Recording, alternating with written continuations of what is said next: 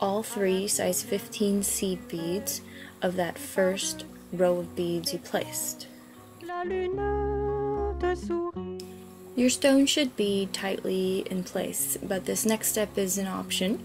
You can string 1 size 15 seed bead and go through your next set of 3 15s and continue this around your stone to fill in those gaps.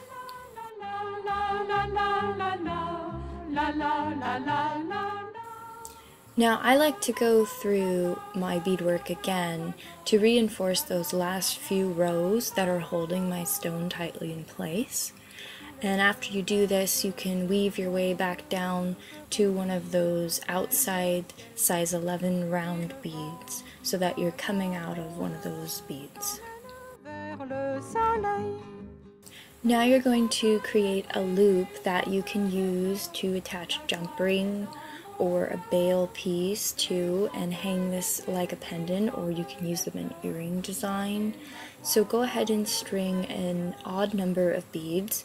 I'm using 9 beads here, and you'll want to find a spot on the perimeter in another size 11 round bead to pull your loop through.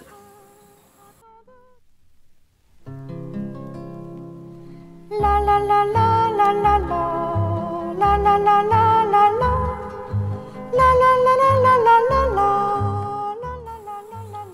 Okay, now that you are finished, you may want to go back through that loop you've just created to reinforce your thread there. That's where your piece will be hanging, and you want to make sure that part is strong. And then you want to weave your thread back down to where your tail piece is and tie a knot here. You can do a square knot, you can do a surgeon's knot, and after you tie that knot you'll want to weave each piece of thread back through your beadwork, and then you can trim them. Dans une boutique de Barcelone. Thank you so much for watching this video.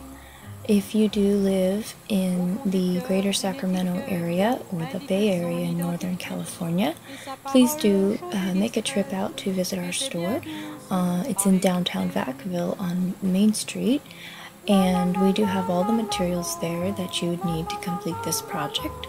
Please also visit our website if you haven't already, and also if you'd like to subscribe to this channel, there will be more wonderful how-to videos to come. Thank you.